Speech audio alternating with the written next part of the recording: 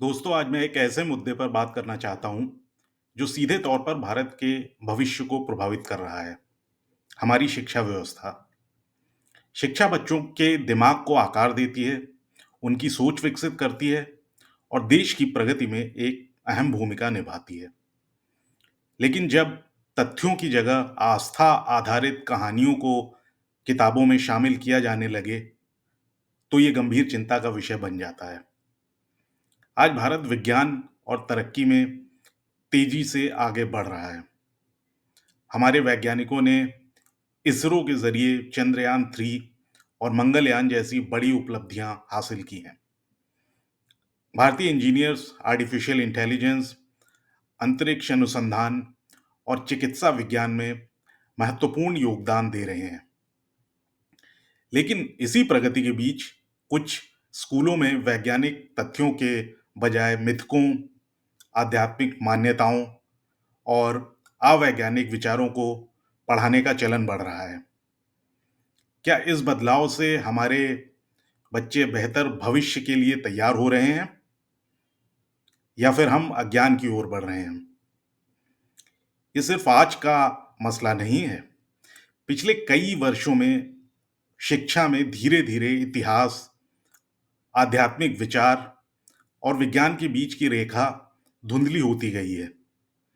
उदाहरण के तौर पर कुछ राज्यों के स्कूल टेक्स्ट बुक्स में विद्यार्थियों के स्टूडेंट्स को ये सिखाया जा रहा है कि पुराने भारत में हवाई जहाज की तकनीक थी, जो पुष्पक विमान का कॉन्सेप्ट था। जबकि रामायण एक महान एपिक है, जो हमारे इतिहास और संस्कृति का महत्वपूर्ण हिस्सा है। लेकिन इसे विज्ञान का सच बताना स्टूडेंट्स को भ्रमित करने जैसा है। एक और उदाहरण लें। कुछ वर्ष पहले एक पॉलिटिकल लीडर ने कहा था कि प्लास्टिक सर्जरी का कॉन्सेप्ट भारत में गणेश जी के समय ही आ गया था।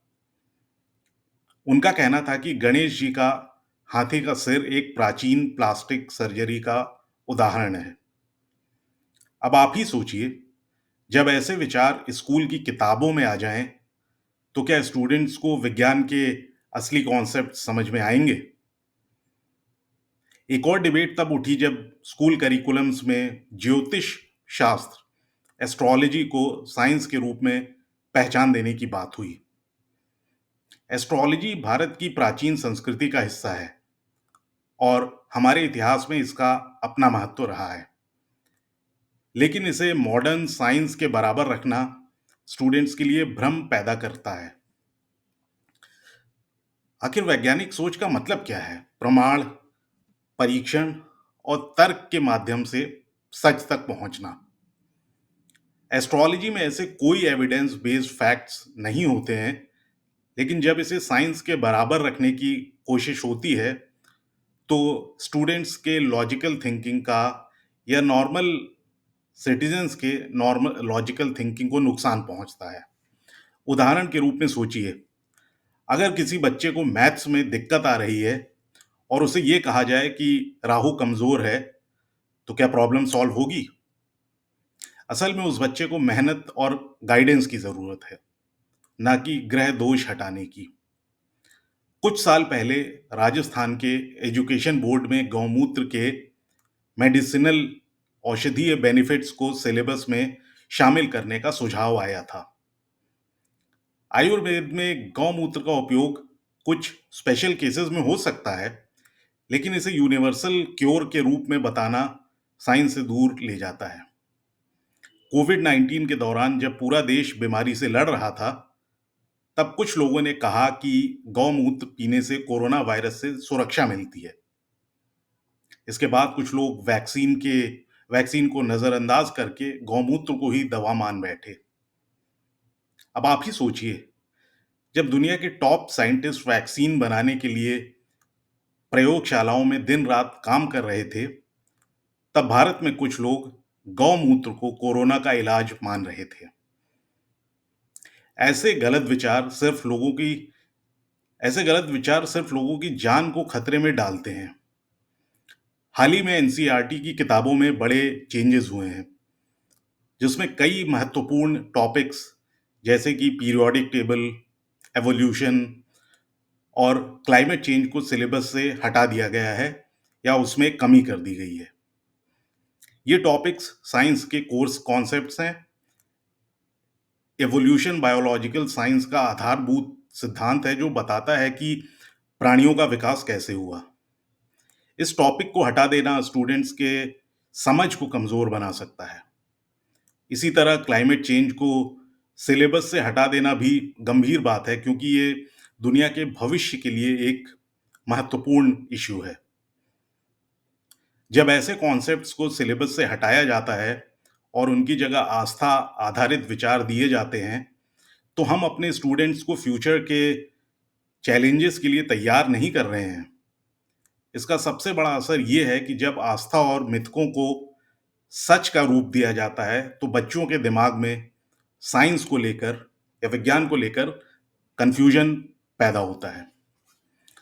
सोचिए, अगर एक स्टूडेंट डॉक्टर बनने का सपना देखे और उसे कहा जाए कि स्पिरिचुअल एनर्जी यानी आध्यात्मिक ऊर्जा से कैंसर का इलाज हो सकता है, तो क्या वो स्टूडेंट कभी सही मेडिकल नॉलेज सीख पाएगा?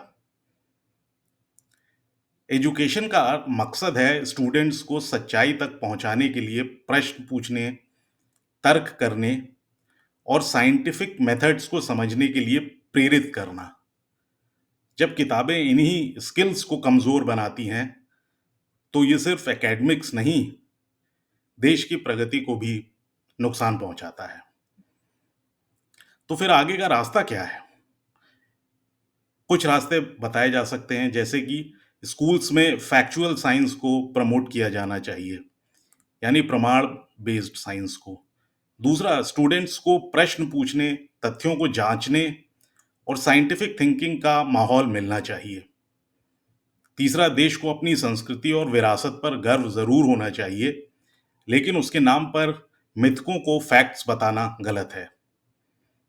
चौथा, एजुकेशन रिफॉर्म्स में पॉलिटिक्स के बजाय ज्ञान और रिसर्च पर फोकस होना चाहिए। आपके क्या विचार हैं?